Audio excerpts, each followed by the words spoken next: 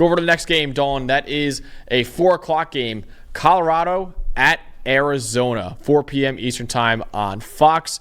Two teams that are kind of looking to bounce back in a wide open Big 12 race right now. The Big 12 is easily the most wide open conference in the Power 4. Right now, according to PFF's power rankings, there are 7 schools with at least a 5% chance of winning the conference title this year. 7 schools with a 5% chance. Of all conferences in America, that's tied with the MAC for the most schools that have that good of a chance. The MAC also was wide open this year. And also those 7 schools, that's actually 2 more than any other Power 4 conference this year. No other Power 4 conference has more than 5 schools with a 5% chance or better to win the league. Arizona, I will say, is not one of the 7 teams right now. Right now they have a 3-3 record, but in our power ranking, Arizona is still a top 45 team. Colorado, though, is still one of those 7 schools, even after their loss to Kansas State on Saturday, and they're looking to bounce back after that close loss to the number 18 at the time, Wildcats. So I'm looking forward to seeing these 2 schools that are looking to bounce back in what's a wide-open conference right now. Yeah, I agree. I mean, the Big 12 is a lot of fun to watch, and you have so many teams. I think it's, 3 teams that are 3-0 and 5 more that are 2-1 in conference. So it's going to come down to the end. All these head-to-head matchups are going to be fun. But, no, you're right. I think you said it. You got 2 teams looking to bounce back. Obviously, Colorado with a close loss. They had a chance to win it. Didn't quite get there. Kansas State made one more play than they did, but a fantastic football game. And I think, honestly, even in a loss, I think kind of proved they're for real. And then Arizona, they got to figure things out quick. I mean, they're already 3-3. They're probably already in dire straits. One more loss really puts them out of anything that they wanted to accomplish this year. Absolutely. So, Dawn, we have done Colorado previews, so many of them, because of, 1, how electric this team is and how many big games they play, and also, 2, because of how awesome their fan base has been for our show. So we want to, first of all, shout out them because they've been amazing. All those previews, it feels like, though, I always have the Colorado offense and you always have the Colorado defense. We're like, no, this time we're switching it up. So you have the Colorado offense in this game. So what are you looking forward to seeing when the Buffaloes have the ball? It's a good defense. It was a good run. No, I think, honestly, for me, the funny part is I'm not even going too much into Colorado here. It's actually more about Arizona. And you know, we kind of thought coming into the year that their secondary would probably be the best part of their defense, right? Sicario Davis, they got some good players back there. Kind of just hasn't been that. It's kind of the same story as Arizona's offense, too, where it just hasn't been. What's the Denny Green? They are who we thought they were. Yep. They are not who we thought they were. Right. And they're 74th in the nation in coverage grade. And that's honestly kind of propped up by a couple of games against Northern Arizona and then the Utah game with Isaac Wilson playing, a true freshman.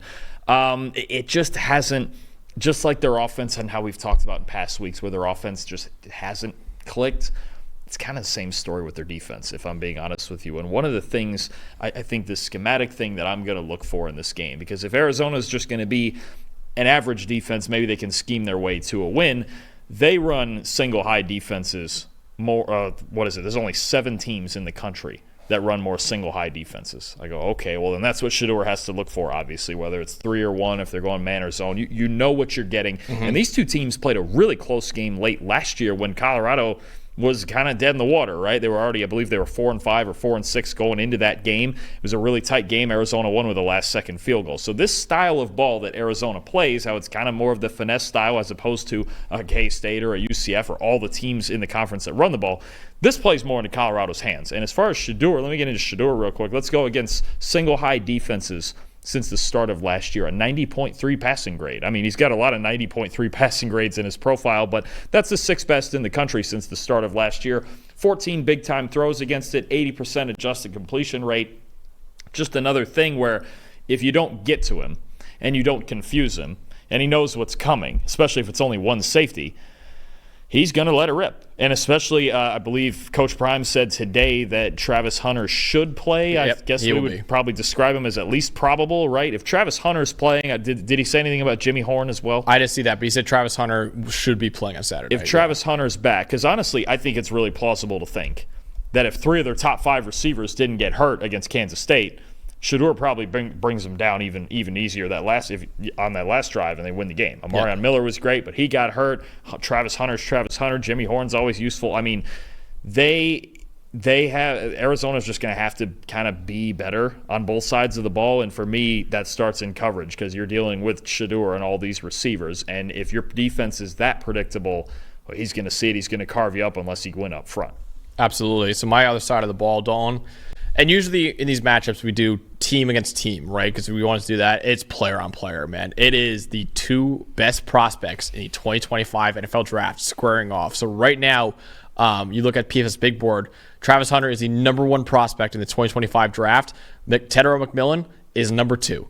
So you have two guys who are probably going to be top 5 picks in the NFL draft right now. Number 1 versus number 2. And yes, Travis Hunter, big reason why he's number 1 is because of his two-way stardom. But he's still been really good this year, right? 84.5 coverage grade, 83.1 overall grade. That's 9th among all corners in the nation. He's one of only 2 corners in the nation with 80-plus grades, both in coverage and run defense. Tedero McMillan, 3rd among FBS receivers this year with 739 receiving yards, 19 broken tackles, lead all receivers in college football. For a bigger receiver like Tedero McMillan, that's an insane number for him right now. And these two actually played last year as well, and Tedero McMillan got the better of Travis Hunter in last year's matchup. So I went back and watched the tape. Tedero McMillan was on him on 6 targets against him. He caught 4 of them, one of them being a one-handed touchdown over Travis Hunter. And there was a 7th target in there as well that Travis Hunter was called for defensive pass interference on. So you're talking about Tedero McMillan going 4 for 6 with a touchdown, and a DPI was calling Travis Hunter as well. I'm really looking forward to seeing what Travis Hunter now. You confirmed that Deion Sanders saying he should be playing this week for certain. He said, quote, should play for certain this week. So that sounds like he's probably going to be out there, according to Deion Sanders. But I'm really looking forward to seeing this matchup, not only for the NFL draft, but also it's going to be critical for who wins this game because Tedero McMillan is so pivotal for this Arizona offensive success right now. So it's a great matchup for the draft. It's probably the must-see draft matchup of the entire year.